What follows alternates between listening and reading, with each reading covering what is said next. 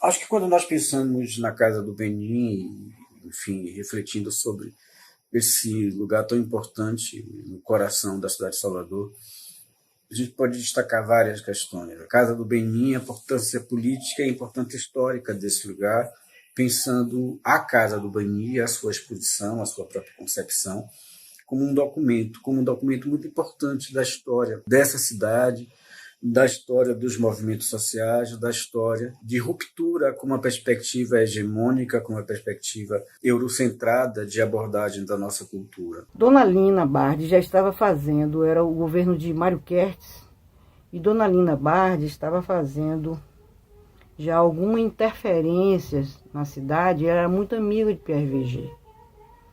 E ele a chamou para participar do projeto de instalação da Casa do Benin aqui em Salvador e a instalação da Casa do Brasil no Benin. A ideia era aqui receber os beninenses e lá receberem os brasileiros. Me chamaram se eu queria entrar nessa produção desse projeto. Claro que sim, que maravilha, trabalhar com Pierre Verger, que eu já o conhecia. E Dona Lina, e um projeto de uma magnitude maravilhosa. A importância de Pierre Verger pode também ser entendida na criação do acervo da Casa do Benin em 1988. Nesse momento, o fotógrafo francês Lina Bobardi organizava não apenas a fundação dessa nova instituição em Salvador, mas também organizava em São Paulo a grande exposição África Negra, que contou com peças de duas instituições da França. A exposição, que se propunha apresentar a arte africana de forma ampla, no final das contas, acabou sendo uma exposição, sobretudo com obras de origem iorubá.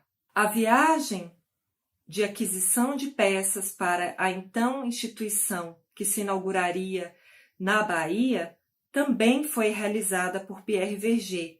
Inicialmente existiu o plano para que Lina Bobardi o acompanhasse nessa viagem de coleta e aquisição de peças. No entanto, Lina ficou doente e Pierre Verger seguiu para o Benin e foi responsável pela seleção das peças que depois passaram a integrar o acervo da Casa do Benin. O surgimento da Casa do Benin ele se dá num momento político de grande importância, iniciado com uma renovação de um movimento do que a gente chama de movimento negro contemporâneo, o movimento negro de década de 70, que fez com que, por conta de uma série de elementos que se articularam, fez com que houvesse, a partir da década de 70, uma mudança num perfil, certo, do cenário daquilo que se colocava como memória dessa cidade. Então, a partir de 70, e aí é muito importante a gente perceber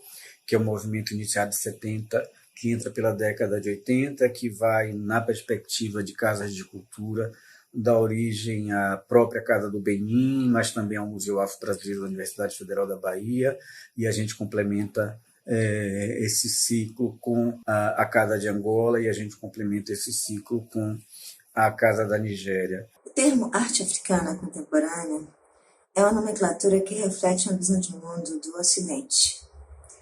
Os próprios termos que a compõem. Contemporâneo diz respeito a uma periodicidade da história tal como contada pelo Ocidente. Africano é um tipo de generalização que dificilmente você vai encontrar no próprio território africano, no próprio continente africano. As pessoas vão se dizer Yorubás, Fons, Xhossas, Baule.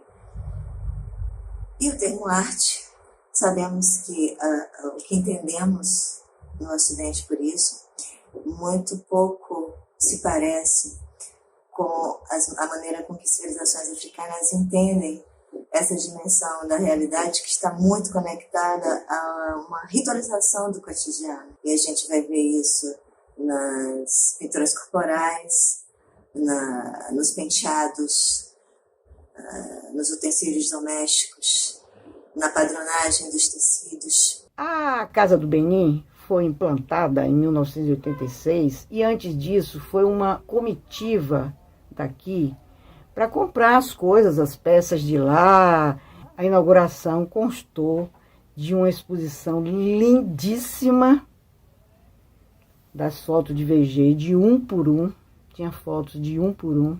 E fizemos para a inauguração, que distribuímos, um jornalzinho, que esse jornalzinho seria feito de 2 em 2 meses, bancado pelos próprios lojistas do Pelourinho. E foi um boom, foi um boom. A chegada desses africanos foi uma coisa fantástica. Nós fizemos um corredor com o pessoal do Ileaê. Nós fomos até a escada do avião. Desceram já com a festa. Foi uma festa. E aí começamos. Tinha a exposição, nós ficamos com essa exposição mais de um ano. Depois começamos a passar no segundo andar, no terceiro andar, filmes. O restaurante era todo com comidas africanas, que aí depois começaram as exposições temáticas, de 2 em 2 meses, me parece, assim, mas tudo ligado ao continente africano, a coisa africana. Tinha dança na casa do representante, tinha aula de Yorubá, tinha um painel maravilhoso na entrada, que era o do fluxo e refluxo, o que tinha no Benin, o que tinha aqui, as semelhanças. Foi fantástico. A Casa do Benin, ela tem uma outra importância, porque ela, além de tudo, ela documenta um certo paradigma, ela documenta um certo modo de pensar e de construir as referências sobre as nossas heranças africanas no nosso meio. Projeto surgindo de um momento, de um espaço intelectual em que as referências nagôs, as referências de África Central eram muito fortes, fazendo aquilo que hoje, criticamente, mas não sem considerar a importância desse movimento, mas criticamente a gente reconhece como o que a gente chama de yorubacentrismo. A Casa do Benin é a defesa de uma tese, certo? Então, a partir com um projeto com vários agentes envolvidos, certo? Que a gente tem aí como tese original, tese de início da perspectiva do plano tipográfico, da perspectiva, a presença, a perspectiva do PRVG com seus estudos sobre o mundo urbano, que, em certa medida, a exposição ela reflete aquilo que o Verger defendeu na sua obra Fluxos e Refluxos. Enfim, pensando essa relação. Esse trânsito dessas matrizes que são produzidas no continente, interpretadas como arte no Ocidente, e que alimentam toda uma produção que, para ser entendida, para a gente pensar, se a gente vai pensar desse lugar aqui, para entender essa nomenclatura, a gente tem que colocar alguns personagens em cena. Museus, colecionadores, marchands, uma produção acadêmica, né, que também ampara, legitima essa esfera, o mercado de arte, né, que se alimenta sempre de novidades. Então, essa atenção ao que estava sendo produzido e interpretado como arte no Ocidente vai renovar um mercado artístico. Isso todos conhecemos, a influência da arte africana no cubismo. E, enfim, todo o século XX, com a arte moderna se alimentando de referências fetiches como máscaras e esculturas. E, aos poucos, outros campos de produção, outras dimensões que eram propriamente de africanos para africanos, como a fotografia, vão passar a interessar. Quando falamos de coleções de arte africana no Brasil, é preciso ter em mente que houve, sim, um privilegiamento de peças dessas populações específicas. Esse interesse pode ser visto, por exemplo, quando olhamos para a coleção do Museu de Arqueologia e Etnologia da Universidade de São Paulo. Formada a partir do início da década de 1970, essa coleção contou com a colaboração do estudioso Mariano Carneiro da Cunha, que foi leitor na Nigéria, e também do fotógrafo francês Pierre Verger. Pierre Verger, aliás, foi figura central na formação de várias coleções de arte africana no Brasil, como é o caso, por exemplo, do Museu Afro-Brasileiro da Universidade Federal da Bahia, Apesar do museu ter sido inaugurado apenas na década de 1980, essa coleção começou a ser constituída em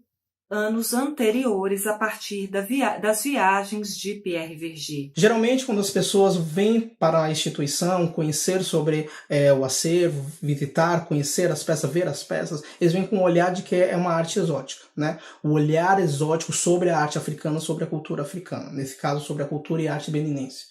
E o trabalho da mediação tem como característica muito importante, muito vital, quebrar esse estereótipo. Mostrar que a arte africana é uma arte rica, extremamente complexa, cheia de simbolismos, né, e extremamente bela. Que a estética que conhecemos, né, a beleza que conhecemos, os padrões que conhecemos da arte europeia não podem ser aplicados para a arte africana. Então, muitas das questões, como por exemplo o uso das máscaras, que aqui a gente só tem a questão de usar no rosto, a gente mostra que não, as máscaras africanas podem usar sobre a cabeça, sobre o busto, né? E que cada uma delas tem algum tipo de representação, tem uma característica ritualística, tem uma característica simbólica. Isso é muito interessante, não apenas para o público mais velho, né? Que já tem um contato com diversos tipos de arte, muitas das vezes, mas também com um público pequeno, que está começando pela primeira vez ver uma representação da arte africana, né? Seja um pote, seja uma máscara, seja um instrumento musical. É muito importante, por exemplo, que pensando nisso, essa Casa do Benin, essa exposição contemporânea, isso é uma opção, obviamente, da casa, mas eu acho muito importante que ela não perca essa referência. Certo? Não perca essa referência, a meu ver, por conta desse caráter, certo? Documental, certo? Então, em certa medida, a exposição da Casa do Benin, a coleta do acervo, a gente poderia falar também isso do Museu Afro-Brasileiro, que também tem uma ênfase muito grande nesse mundo de África Central, mas que no seu projeto original também de Pierre Verger não tinha a pretensão de focar de uma forma exclusiva essa perspectiva iorubana. Por uma série de conjunturas, o Museu Afro-Brasileiro também tem um peso muito grande nessa perspectiva da cultura iorubana, certo? Ainda que ele tenha alguns elementos que fazem um contraponto. Mas a Casa do Benin ela é pensada para falar desse universo. Então a Casa do Benin surge nessa perspectiva. Então, dessa maneira, a Casa do Benin fornece esse tipo de experiência para o visitante. Porque a gente tem obras desde as máscaras, como eu cito de exemplo, até armas, potes, os instrumentos musicais, objetos de embelezamento, como as pulseiras e os colares também, além de todo o acervo de arte afro-brasileira que veio do Museu da Cidade, né, que hoje integram o acervo da Casa do Benin, e que dali também a gente começa a falar sobre outras relações, para além da religião. Né? Falar sobre a questão dos povos Fon, né, que foram trazidos escravizados para cá, e toda a cultura que eles tiveram lá, que vai para além da religião de matriz africana. Eu espero que tudo isso volte, que essa pandemia acabe e que tudo seja muito melhor ainda.